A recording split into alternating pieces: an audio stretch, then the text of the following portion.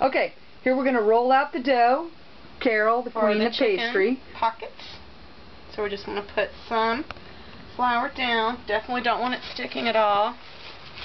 Okay, this has been chilling in the refrigerator for about how long, Karen? Well, about half an hour, 45 minutes. Okay, make sure you have your flour on the bottom, plenty of it. You can shake it off later. Again, you don't want it to stick. Okay, put a little bit on top, have a little off to the side so you can put it in as necessary when you roll. And we're just going to roll out a little. When you roll, then you turn. You roll a little, kind of keep turning. Now it depends on what you want to roll it into. If you're doing a circle for a pie pan, then you would just do a roll, turn, a roll, turn, roll like that. But we're trying to kind of keep it somewhat square. So, wish me luck. Okay, turn. Good luck. Okay. You mainly just to keep your shape. The reason you're turning it is to keep your shape and also just to not have it stick when you're rolling it out. The more you kind of move it along, the less likely it will stick.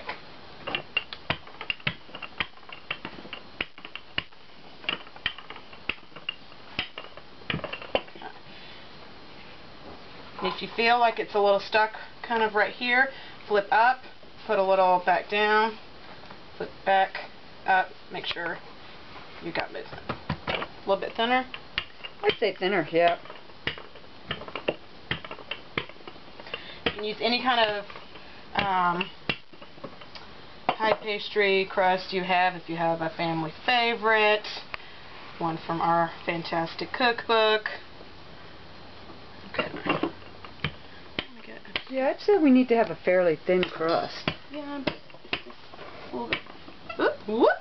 So when that happens, see how...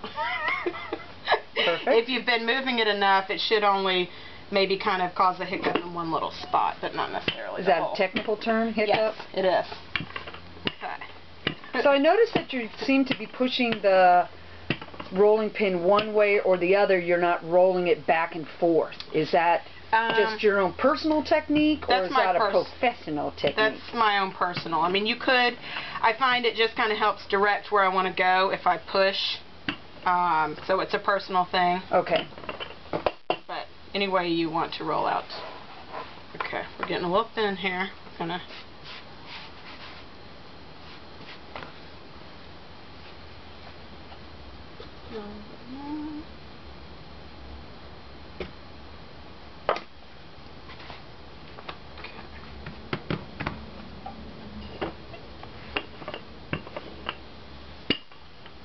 Now I'm just kind of eyeballing to try and get it even. Just kind of look at one side, see if it's a little bit thicker than another. Just try and get it as even as possible. You don't want to bite into any kind of pie or pastry and be like, ooh, too much crust, or ooh, not enough crust. Okay, I think this looks good.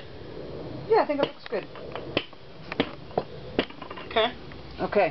Right, now I'm going to cut out circles, and then we're going to put the filling in, and then fold it over in a half moon shape. So you could either freehand it. Oh dear, let's see how much good of a circle. Or if you had some gigantic cookie cutter, you can use that too.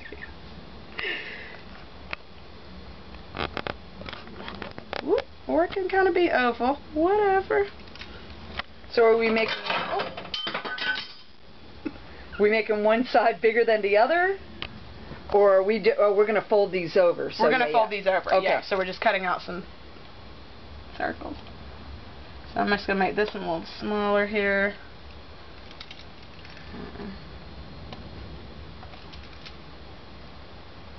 Whoop, whoop. Okay, so we're going to get a couple of these off, and then I'll show you about re-rolling the pastry some. We're just going to move this over to your prepared pan.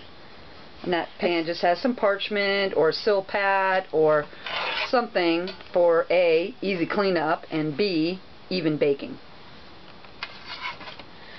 And since you've gotten the pastry pretty thin, it's best to use some kind of spatula so you don't tear it at all. Now you can re-roll pastry. You can save this and freeze it. It's to use at a later time. Or if you want to roll out some more circles, you can. I'd only recommend doing maybe one more roll because you've incorporated a lot of flour into the pastry, and it'll affect the consistency of it if you do that too many times. Okay, well, we'll get ready to put the filling in. Okay. Back in a minute.